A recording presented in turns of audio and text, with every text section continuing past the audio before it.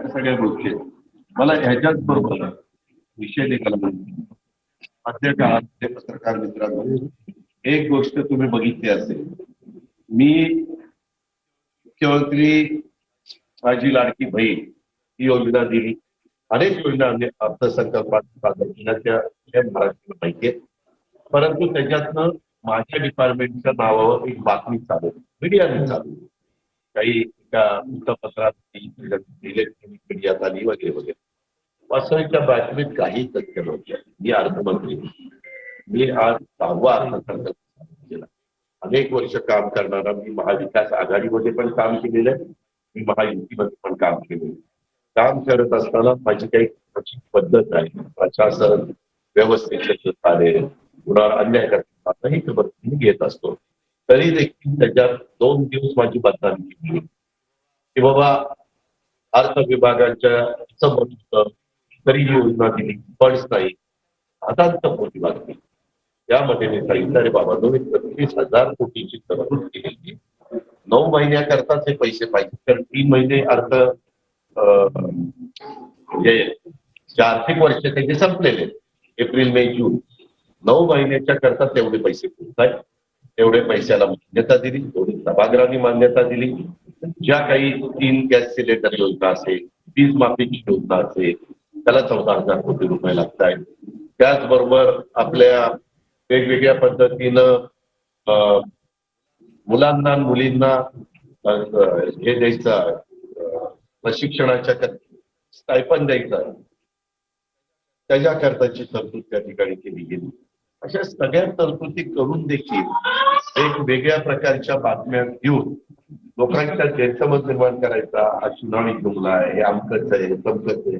आमच्या बघा आता ऑगस्ट महिन्यामध्ये 2 महिन्याचे पैसे आमच्या माय भगिनींना, माय माऊलींना, मुलींना आमच्या त्या ठिकाणी जातील.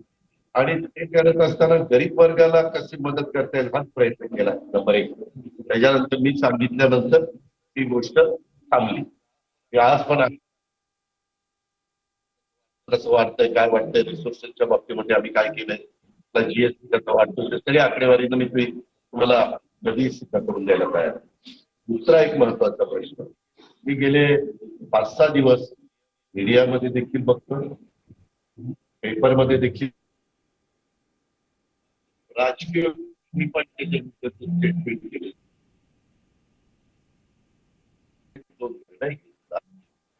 त्याबद्दल अजित पवार देश बदलून दिल्लीला जाईल, दादांत होत आहे. पत्रकार मित्रांनो, मी आज माझ्या महाराष्ट्रातल्या जनतेला सांगतो, हे जे काही चाललेलं आहे बदनामी करण्याचं काम आणि माझ्या संदर्भामध्ये गैरसमज निर्माण करण्याचं काम, काहींनी तर फार ते 0 आवर मध्ये काढलं. अरे काढताना पहिल्यांदा माहिती तर घ्या ना की बाबा अजित पवार नाव बदलून गेले. तर मी राज्याचा 35 वर्ष, काही काळ मी खासदार राहिलोय, काही काळ मी आमदार राहिलो, राज्यमंत्री राहिलो, काही काळ मी विरोधी पक्ष नेता राहिलो, काही काळ मी उपमुख्यमंत्री राहिलो. एक जबाबदारी मला पण कळते. एखाद्याने स्वतःचं नाव बदलून जाणं हा पण गुन्हा आहे. त्याच्या संदर्भात सगळीकडे सीसीटीव्ही कॅमेरे आणि विशाल काही पण बडबडतात, कोण बहुरूपी म्हणतंय, कोण काय म्हणतंय, कोण काय म्हणतंय. त्यांना काही लाज लज्जा शरम वाटली पाहिजे. दादांचा बिनबुडाचे आरोप माझ्यावर जे काही करतायत त्याच्यामध्ये तसुबर देखील तथ्य नाही. आणि मला जर उद्या कुठं जायचं म्हटलं, आता माझं अचानक, मी आज कळवण आणि दुर्गारामचा कार्यक्रम आता होता, खूप दिवसापूर्वी आमचे आमदार नितीन पवारांनी घेतलेला होता. जाताना मला इथनं जावं लागत होतं. काही जण मला भेटायचं म्हणत होते, ते मुंबईला येऊन आम्हाला भेटायचं आहे. मी म्हणालो की कशाला मुंबईला येता, आमच्या सहकारी बनकरांचं तिथं घर आहे, रोडवरच आहे, तुम्ही तिथं या, मी तिथं तुम्हाला भेटतो. म्हणजे तुमचाही मुंबईचं जाणं येणं वाचेल, मला लोकांना कसा कमी त्रास होईल, कार्यकर्त्याला कसा त्रास होईल, आपल्या सहकार्यांना कसा कमी त्रास होईल याबद्दलचा प्रयत्न. त्याच्यामध्ये वाटेल ते काही जण सकाळचा भोंगा लागतो, त्यांनी पण अजित पवारांनी असं केलं. अरे काय केलं, उगीच उचलली जीभ लावली टाळ्याला. त्या संदर्भामध्ये कुठं तुम्हाला पुरावा मिळाला की अजित पवारांनी नाव बदललं आणि ते काय कार्ड घेतलं. मी तेव्हा विरोधी पक्ष नेता होतो. मला समाज ओळखतो.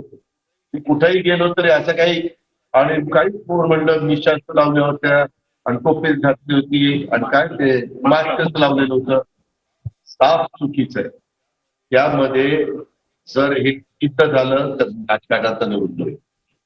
नाही सिद्ध झालं तर हे ज्या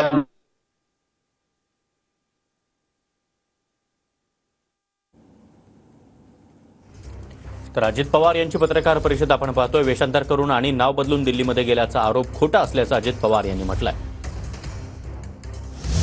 आधार नाही, त्या बातमीचा कुठलाही पुरावा नाही. त्या बातमीमध्ये कुठं बाबा ते कॅमेऱ्यामध्ये बाबा अजित पवार गेले आणि काहीतरी त्यांनी वेगळंच